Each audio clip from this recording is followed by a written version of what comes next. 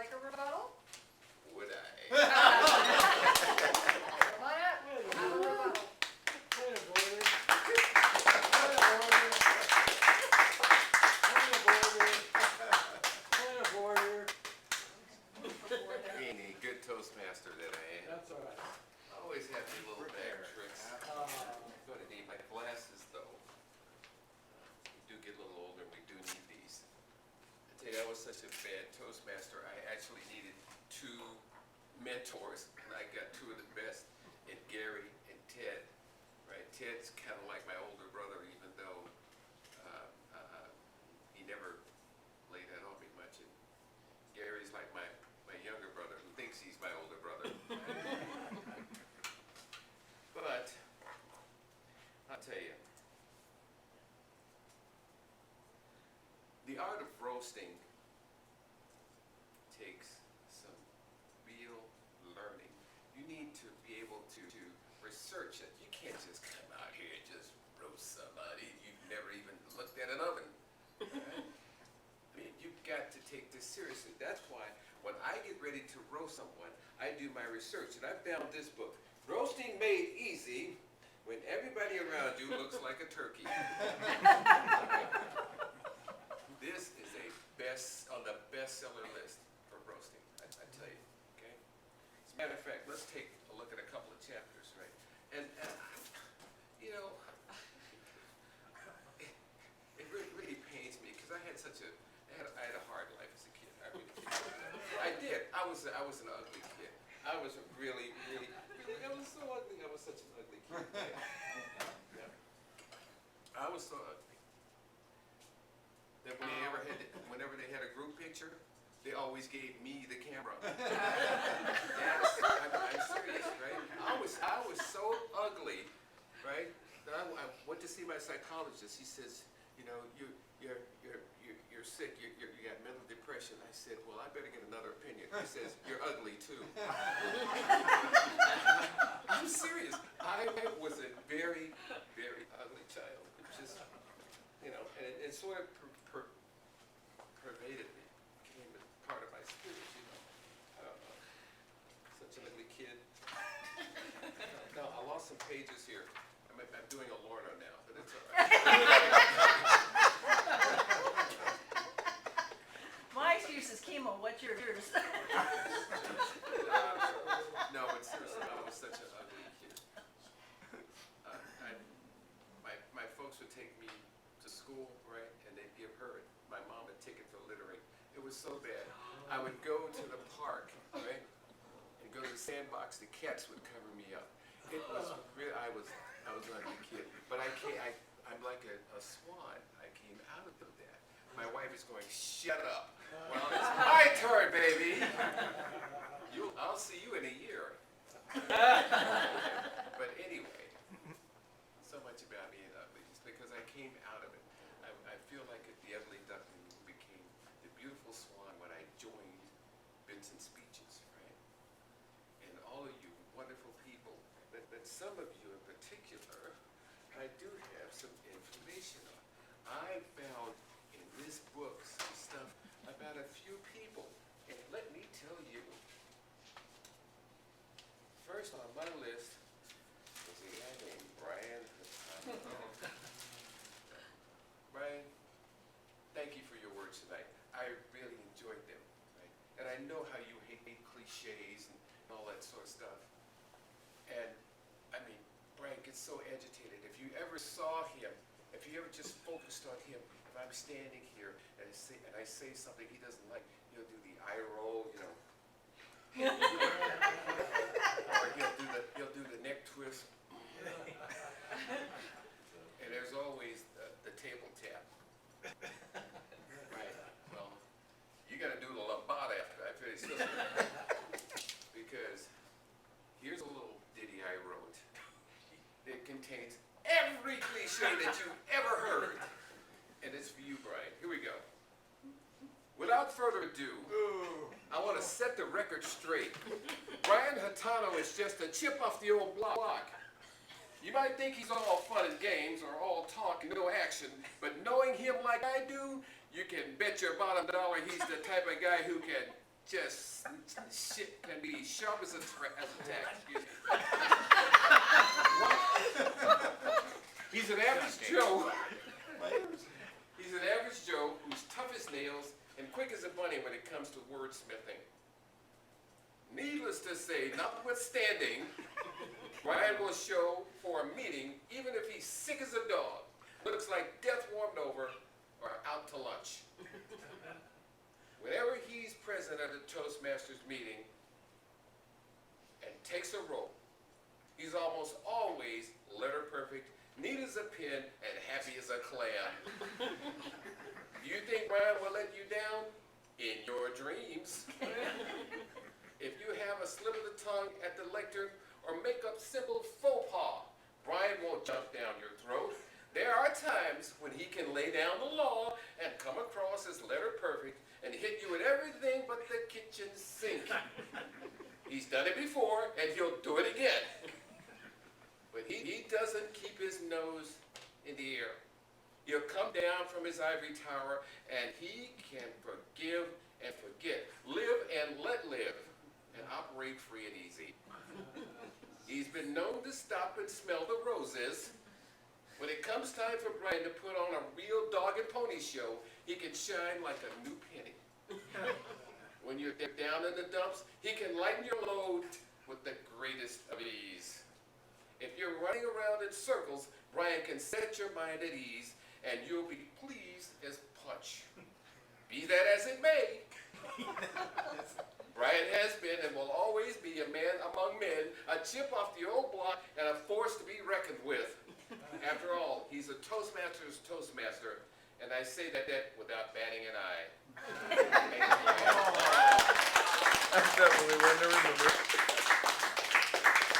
Always speech on cliche. What a guy. Here's another guy who, Earl Carrington. What can I say about Earl that hasn't been said before?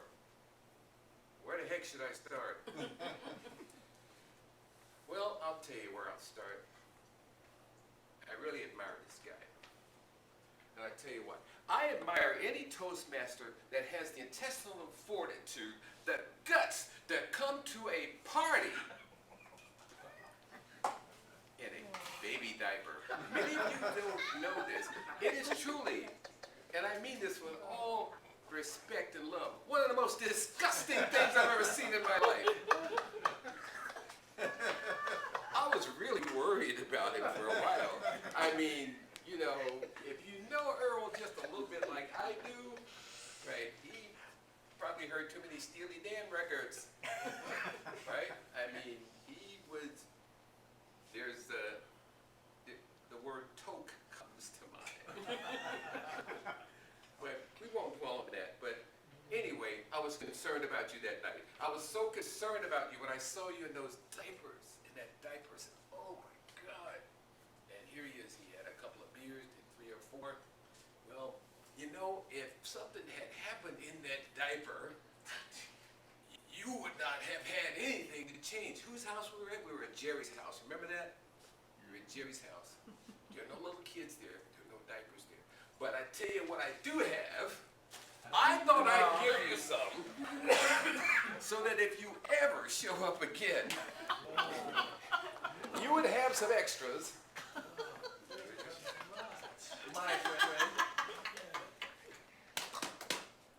Just for you. I know I'm turning my back. Brian's going to get me for that. I wish I had other gifts in my bag, but I really don't. But I do have words to say. I've got words to say to several people, and she probably didn't think I'd say anything about her. You didn't think before. Linda Krebs. Linda is my friend. Lovable. She is. She is lovable, she's sweet, she's kind, and she's long-winded. But I love her. We worked together with Job Corps, helping some teenagers develop some Toastmasters skills.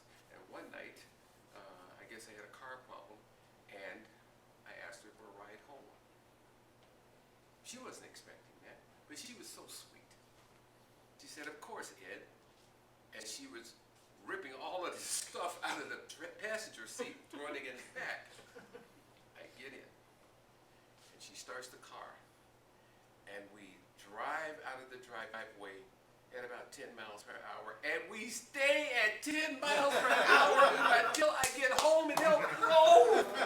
The woman drives like, please, no one get offended, an old lady. Let me tell you, I mean, can you imagine her? And what gets me, she's not short, but somehow she's driving, just barely looking over the steering wheel. "Oh, Ed, aren't you having a wonderful time riding with me?" Yeah, step on the gas, Mom. But I don't have a lot to say that's uncomfortable on her because she's such a wonderful person. We become really good friends. And there's a couple other people here. I don't know how I ever became friends with them. One of them is not here tonight, Doug Bloom. I was planning on saying a few things about Mr. Smooth and Mr. Not So Smooth, but I'll save that for later, okay? Because he really is, and you guys know it, he's your favorite talk show host. Right? He's Mr. Game Show. You ever seen him come, he'll walk up, he's got this wonderful walk.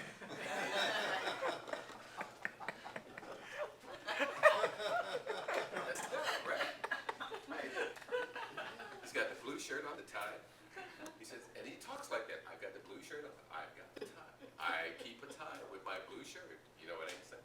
Right, so I went home to my wife and I said, "Wife, hello." And she looked at me, Ed. She looked at me and said, "Hello."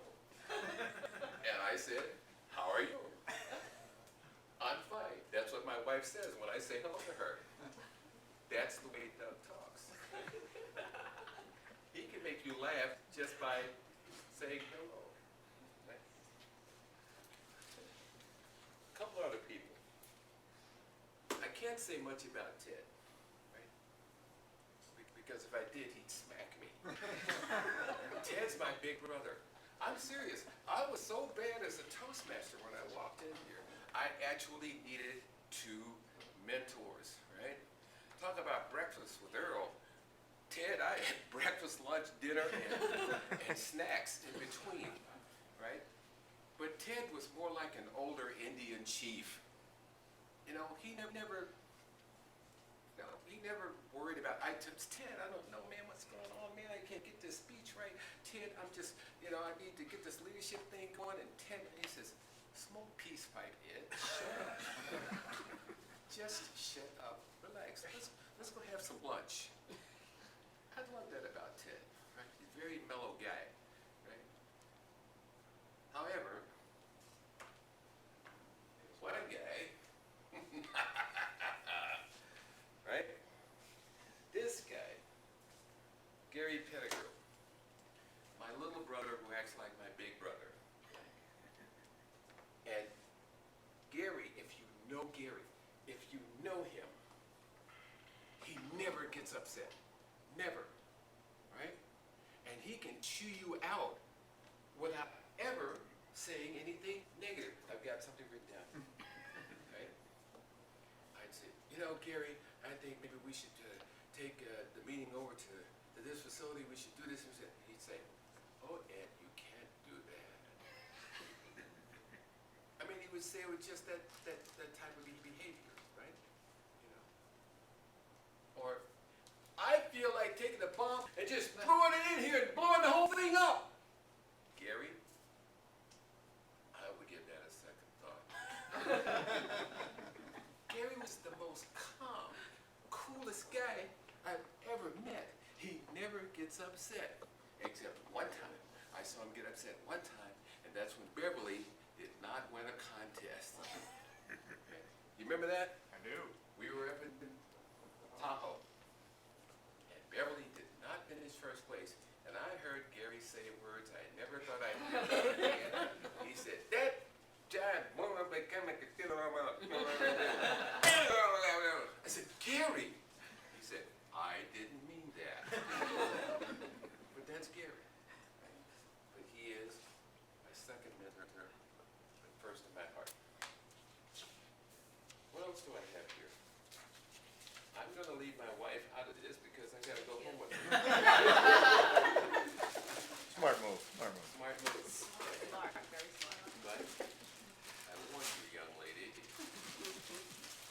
just as this man told me, 364 days I'll be playing your host. There are so many of you in here that I really love and respect. George is one of them, right? George may be a clown in his heart, but he's another one of those guys who I can pick up the phone, call anytime, and say, hey, I got a problem, George, help me out, right? Raza, a guy who I sort of pirated into becoming the VP of Public Relations, who did an outstanding job, and who is now my friend. Right? There are others in this room who I truly love and admire. I'm so proud of this club. I am so proud to have been your president. I didn't want to change anything. I didn't come in with preconceived notions that I'm going to make it grandiose and wonderful, because it was already grandiose. Right? Top 1% club in the whole world.